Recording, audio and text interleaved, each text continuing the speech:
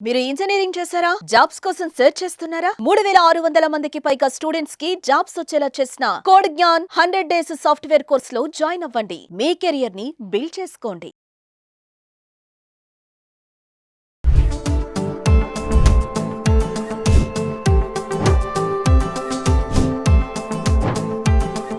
Hi hello నమస్తే welcome back to Suman TV. ప్రస్తుతం మనతో పాటు ఉన్నారు ఫ్యామిలీ కౌన్సిలర్ రజనీ రామ గారు. నమస్తే మ్యామ్. నమస్తే నవీన. మేము ఒక భార్య భర్తతో ఎలా బిహేవ్ చేయాలి? అదేంటి భార్య భర్తతో ఎలా బిహేవ్ చేయడం అంటే వాళ్ళిద్దరికి ఎంత ఫ్రీడమ్ ఉంటుంది, చాలా అన్యోన్యంగా ఉంటారు, క్లోజ్గా ఉంటారు కదా, అయినా సరే భర్తతో భార్య ఎలా బిహేవ్ చేయాలి అని అడుగుతున్నారని మీరు అనుకోవచ్చు. కానీ ఇక్కడ కొన్ని చాలా ఉన్నాయి మేడం. ఎందుకంటే చాలా మంది భార్యలు ఇంకా అల్లరి చిల్లరగా ఉండడము, కొంతమంది, అందరి గురించి కాదు, అలా ఉన్న వాళ్ళ గురించి మనం చేస్తున్నాం. అంటే అసలు హస్బెండ్తో ఎలా ఉండాలి వైఫ్ అనేది కొన్ని టిప్స్ మేడం. అంటే అల్లరి చిల్లరగా అని కాదు, ఏ కాలంలో పాతకాలం మనకు తెలియదు, వదిలేద్దాం. ప్రస్తుతం వచ్చే సమస్యలు ఇన్ని రకాలు, ఎప్పుడు ఏ రకం వస్తుందో మనకు తెలియదు. అన్ని రకాల సమస్యలు వస్తున్నాయి. ఇంకా అవి ఎటు దారి తీస్తున్నాయో కూడా మనం చూస్తున్నాం. హత్యలకి దారి తీస్తున్నాయి, ఆత్మహత్యలకి దారి తీస్తున్నాయి, ఇంట్లోంచి వెళ్ళిపోయే సందర్భాలు, పిల్లల్ని చంపేసే సందర్భాలు ఎన్నో ఎన్నో వస్తున్నాయి. ఇవన్నీ కూడా భార్యాభర్తల బంధం సరిగ్గా లేకపోవడం అనేది కూడా ప్రధాన కారణంగానే కనిపిస్తుంది. అయితే ఈ భార్యలు ఎలా ఉండాలి అని అంటే, పెళ్లి చేసి పంపిస్తారండి. లవ్ మ్యారేజ్ అయితే ఒకళ్ళనొకళ్ళు ఏంటనేది తెలుసుకునే కొంతలో కొంత వస్తారు, వచ్చి కూడా ఇమడలేకపోతున్నారు. అది వాళ్ళ కర్మ, దురదృష్టం అని కూడా అన్నాను నేను. కర్మ. అప్పుడు అంత ప్రేమగా ఉంటే ఇంకా పెళ్లి చేసుకున్నాక అయిపోయిందిగా మా పని. ఇంకా తర్వాత ఎందుకు ఉండలేకపోతున్నారు? ఎక్స్ట్రా ఏం కావాలి మీకు?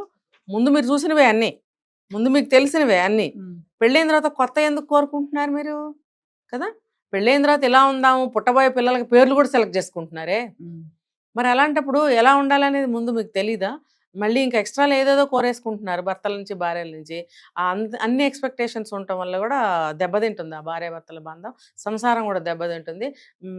పిల్లలు పుడితే ఆ పిల్లలు కూడా సరిగ్గా పెరగలేకపోతున్నారు, పిల్లల మీద కాన్సన్ట్రేషన్ వీళ్ళు చేయలేకపోతున్నారు, ఇన్ని జరిగిపోతున్నాయి.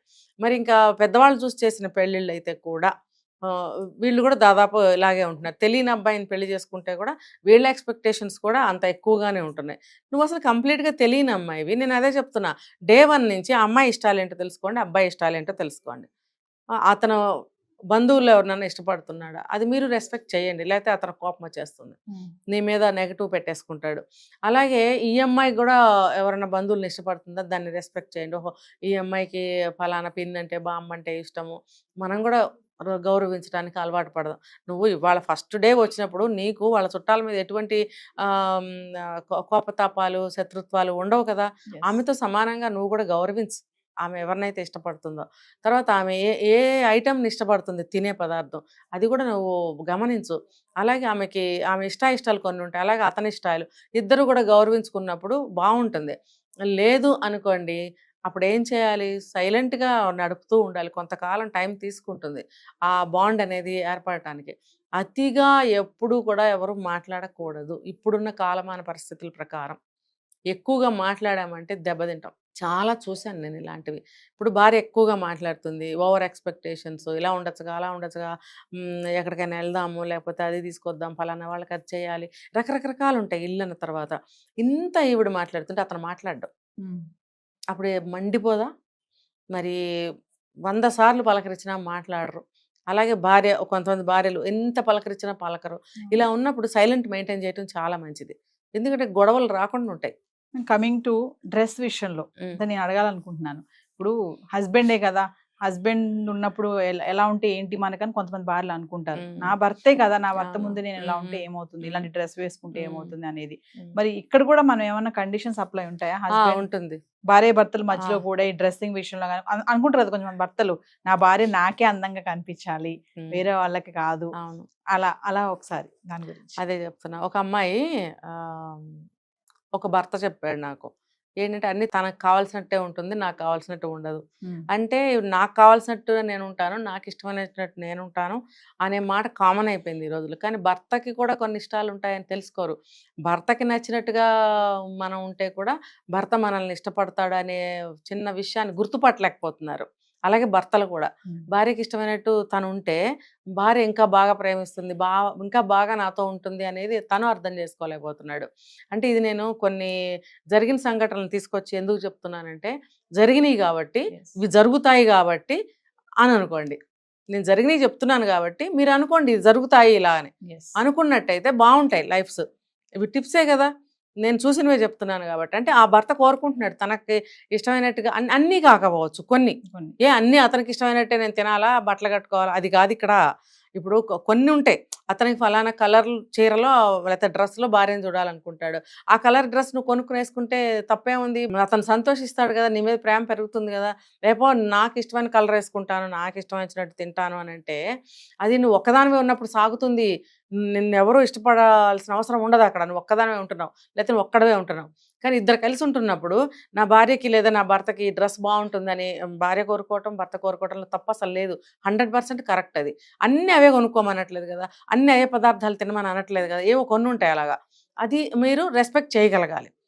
ఇప్పుడు నిన్న ఒక అమ్మాయిని చూశాను, స్టెప్పులుగా ఇలా ఇలా ఇలా ఇలా కటింగ్లు చేసుకుని జుట్టు. భర్తకి ఎంత మాత్రం ఇష్టం లేదు. నువ్వెవరి కోసం చేసుకున్నావు?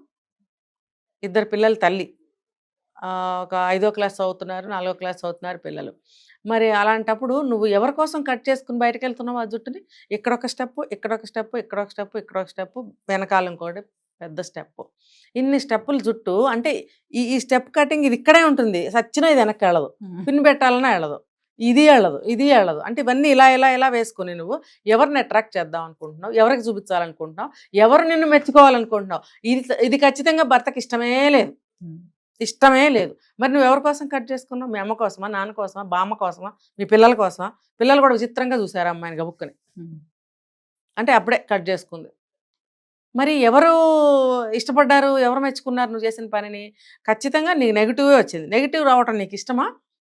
అరే భలే ఉందని అందరూ అంటే నీకు ఇష్టమా? బయట వాళ్ళు అనాలా? నువ్వు పోనీ అందంగా ఉన్నావా ఆ కటింగ్లో? నాకే నచ్చలా. మరి నువ్వు ఎవరికి నచ్చుతావు? చూసినకి ఎవరికి నచ్చదు ఆ స్టెప్పులు.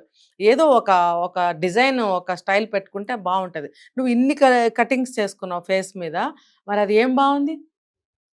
ఏం బాగలేదు, ఎవరు మెచ్చుకోరు. భర్తకు అంతకన్నా నచ్చలేదు. నువ్వు భర్తకి ఇష్టం లేని పని చేసావు, నిన్ను ఆ రూపంలో ప్రతిరోజు చూడాలి భర్త. మరి అది భర్తకి ఇష్టమైనట్టుగా ఉండటంలో తప్పే ఉంది? ఒకసారి ఆలోచించండి. అతను బాగుంది అనాలా, చిచ్చి అనాలా చెప్పండి? అది వాళ్ళే తెలుసుకోవాలి. కాబట్టి ఇష్టాయిష్టాలని గౌరవించుకుని ఏది మనం బట్టలు వేసుకున్నా, ఒక జుట్టు కత్తిరించుకున్నా, ఒక బొట్టు పెట్టుకున్నా, ఏం చేసినా సరే ఇంట్లో ఉండే మనుషులు మెచ్చుకోవాలి. ముఖ్యంగా భార్యాభర్తలు అంటారు కాబట్టి వీళ్ళిద్దరి మధ్యలో ఏమీ రాకూడదు కాబట్టి, వీళ్ళిద్దరూ నుండి నూరేళ్ళు కాపురాలు చేయాలి కాబట్టి చెప్పుకుంటున్నాం ఈ మాటలు. భర్తకి ఇష్టమైనట్టుగా ఉండాలి. అలాగే భర్త కూడానండి భార్యకి ఇష్టమైనట్టుగా ఉండాలి. అంటే నువ్వు ఆఫీస్కి వెళ్ళేటప్పుడు అలా వెళ్ళు, మరి చుట్టాల దగ్గరికి వెళ్ళినప్పుడు ఒక పద్ధతి ఉంటుంది, ఇంట్లో ఉన్నప్పుడు ఒక పద్ధతి ఉంటుంది. ఏది ఏమైనా సరే మనం ఫలానా ఫంక్షన్కి వెళ్తున్నామండి, ఈ డ్రెస్ బాగుంటుంది, హుందాగా ఉంటారు, లేకపోతే కలర్ మీకు బాగుంటుంది వేసుకోండి, ఇలా ఏదో సజెషన్ భార్య ఇచ్చినప్పుడు ఖచ్చితంగా పాటించాలి. ఎందుకంటే నీ అందరం నీకు ఎలా తెలుస్తుంది? నేను ఎదుట వాళ్ళు చూసినప్పుడు కదా నువ్వు ఎలా ఉన్నావో తెలుస్తుంది. మరి అలాంటప్పుడు ఎదుటి వాళ్ళ కళ్ళకి బాగున్నప్పుడు అది నిజంగానే బాగుంటుంది అని భార్య చెప్పిన మాట వినాలి, భర్త చెప్పిన మాట వినాలి. లేకపోతే ఆ గౌరవం కానీ అది ఒకళ్ళ విషయం ఒకళ్ళు మన్నించుకోవటం కానీ లేనప్పుడు ఎందుకండి ఇంకా అది? ఇప్పుడు చాలా మంది జంటలు ఇలాగే ఉంటున్నారు, ఉండొద్దని నేను చెప్తున్నా. ఫ్రీడమ్ ఉండాలి, అలానే రెస్పెక్ట్ కూడా ఉండాలి. భర్తకి భార్య, భార్యకి భర్త కూడా. నువ్వు ఏం అందంగా తయారైనా బయటవాడు ఎందుకు చూడాలి? బయటవాడికి చూపిస్తున్నావు అంటే నువ్వు బయటవాడికి నువ్వు ఇష్టపడుతున్నావా? బయటవాడి దగ్గరికి వెళ్ళాలనుకుంటున్నావా? కొంత పాత రోజుల్లో అడిగేవారు, బయటకు వెళ్ళేటప్పుడు పూలు పెట్టుకెళ్తున్నావు, ఎవరి కోసం వెళ్తున్నావే నువ్వు అని అడిగేసేవారు బామ్మలు ఉంటే ఇంట్లో కదా. మరి అలాగే ఊరికే షోకులు చేసుకుంటుంటే కూడా తెగ షోకులు చేసుకుంటున్నావు, ఎవరి దగ్గరికి వెళ్తున్నావు అని అడిగేవారు. అలా మరి అది తప్పే కదా. నువ్వు ఇంట్లో ఉన్నప్పుడు పండగ అప్పుడు రెడీ అయ్యావు అనుకో, ఇంట్లో అందరూ చూస్తారు, లేదా అందరూ కలిసి గుడికి వెళ్తారు, లేదా అందరూ కలిసి ఒక ఫంక్షన్కి వెళ్తారు, అదొక పద్ధతి. కానీ నువ్వు ప్రత్యేకంగా ఒక ఆఫీస్కి వెళ్ళేటప్పుడు అలా తయారై వెళ్తే నువ్వు ఎవరి కోసం వెళ్తున్నావు? నువ్వు ఆఫీస్కి వెళ్ళేటప్పుడు డీసెంట్గా వెళ్ళాలి, చిల్లరగా వెళ్ళకూడదు. ఇన్ని కత్తిరింపులు కత్తిరించుకొని జుట్లు పిచ్చి పిచ్చి గుడ్డలు వేసుకొని ఎలా పడితే అలా వెళ్తే నువ్వు ఎందుకు వెళ్తున్నావు? నువ్వు బయట వాళ్ళకి నచ్చుతుంది, లేదు నేను చాలా అప్డేట్గా ఉన్నాను, చాలా ఫ్యాషనబుల్గా ఉన్నాను, మా ఆయనకి టేస్ట్ తెలీదు అందుకని అతనికి నేను నచ్చను అనుకుంటూ ఇలా వెళ్తున్నావు. కానీ అతనికి ఇష్టమైనట్టుగా నువ్వు ఉండు, అతను ఎందుకు నవ్వడు, ఎందుకు సంతోషించడు, ఎందుకు నిన్ను ఎంకరేజ్ చేయడు చూసుకో ఒకసారి. ఇంకోటి మాట్లాడట్లేదు అంటే కాదు, మాట్లాడకుండా నువ్వు కూడా మెయింటైన్ చెయ్యి. ఆ డీసెన్సీ నువ్వు మెయింటైన్ చేసినప్పుడే అన్నీ వర్కౌట్ అవుతాయి. ఎస్. Thank you ma'am.